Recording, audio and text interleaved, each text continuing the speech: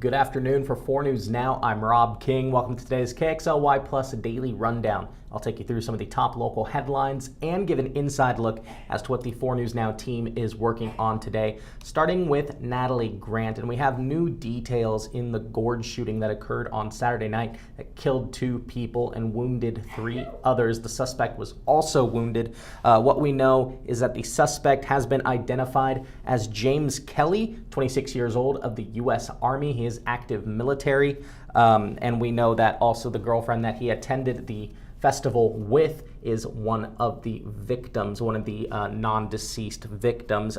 Kelly will appear in court today at 1:30, and 4 News Now's Natalie Grant is there, and we'll have more details coming up. We also, since yesterday, learned the identity of all the victims involved. The 2 deceased were Jocelyn Ruiz and Brandy Escamilla, and they were the 2 that were killed at that scene. Kelly faces 2 charges of first-degree murder as well as 3 assault charges, one of those having a domestic violence aspect to it. We also know that a security guard was shot, but it appeared, according to court documents, that the bullet hit the windshield of the ATV she was riding and then struck her glasses, causing non-serious injury. She suffered bruises and lacerations.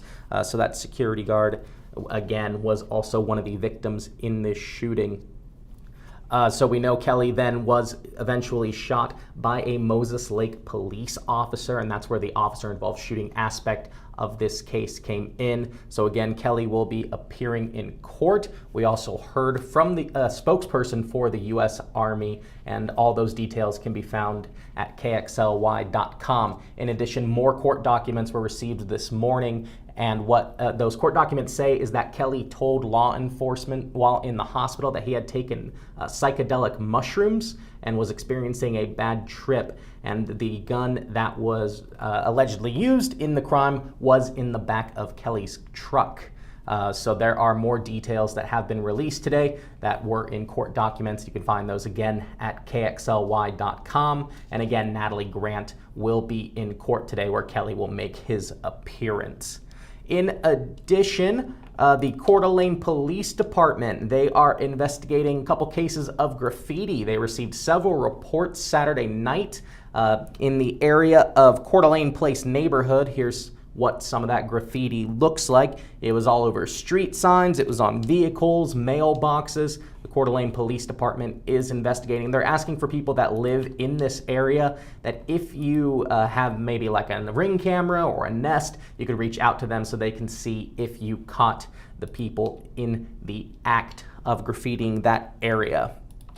Also in the Coeur d'Alene area today is Vanessa Perez, where this weekend the Ironman, the full 140-mile Ironman triathlon is returning to Coeur d'Alene. They're also doing the full, having previously done the half, the 70-mile triathlon. Vanessa Perez is out there hoping to speak with athletes, people that are already going to be there, probably training, swimming the course, biking. It's a 2.4-mile swim, which doesn't sound like a lot, but that's an incredible distance to swim. Also a 112-mile bike and a 26.2-mile run. And again, that is taking place on Saturday in Coeur d'Alene. So it's very exciting to have that event back in that area. This is the 20th year that the Ironman will be in Coeur d'Alene, so we'll have more details coming up on that.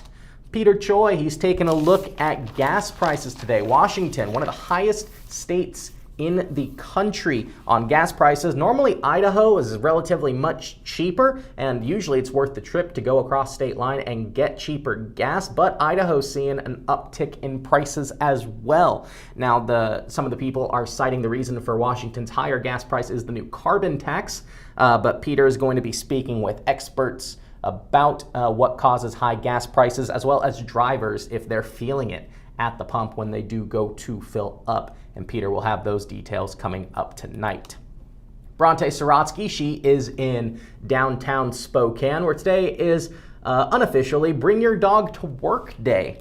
We've already had some dogs in the building here, which always, puts a smile on everybody's face, but this is part of the Downtown Spokane, their campaign to get people back to downtown. They're having a campaign to get community members, get people out there, go to restaurants, you try to enrich that environment there. And some local businesses, including the Grain Shed and Bark Rescue Pub, are having deals, which you can maybe get a puppuccino somewhere discounted at a Starbucks in downtown Spokane.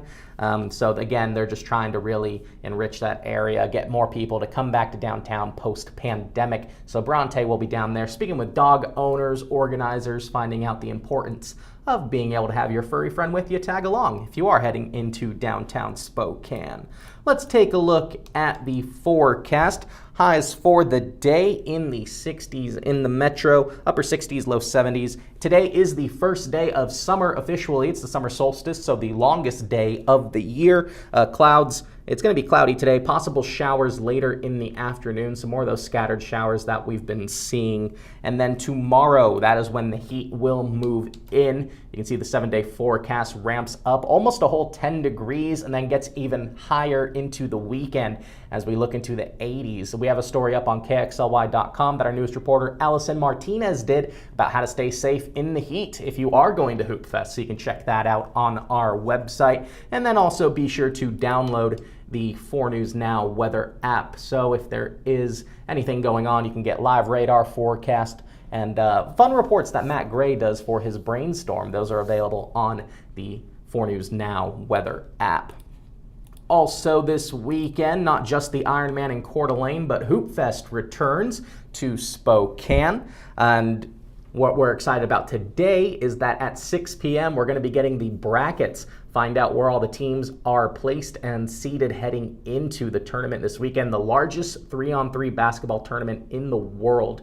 Our own digital producer, Will Wixie, and his team, I think it's called Wixelated, they're going to be taking on someone, and we're going to find out and get excited and cheer him on to victory. We'll see how far he gets and how good he is. He talks a big game, but we'll see if he can actually play. So again, that bracket will be released tonight at 6 p.m. So you can find out who you're going to play, where and when, and you can find a link to that at KXLY.com, but the bracket will be posted on the Hoop Fest app. And that reminds us to download KXLY Plus on your connected TVs. That's Apple TV, Amazon Fire, and Roku, an Android TV there, as you can see on these fresh new graphics. That is free 24/7 streaming news from your friends here at 4 News Now. In addition, download the 4 News Now mobile app. Be sure to turn on notifications so you can get the latest info in your community, all the latest breaking news and stories, lots of good stuff on our apps. So that's all we have for today's KXLY Plus Daily Rundown. Thank you for joining. We'll have all those stories and more coming up tonight at 5, but for now live in studio, I'm Rob King for KXLY Plus.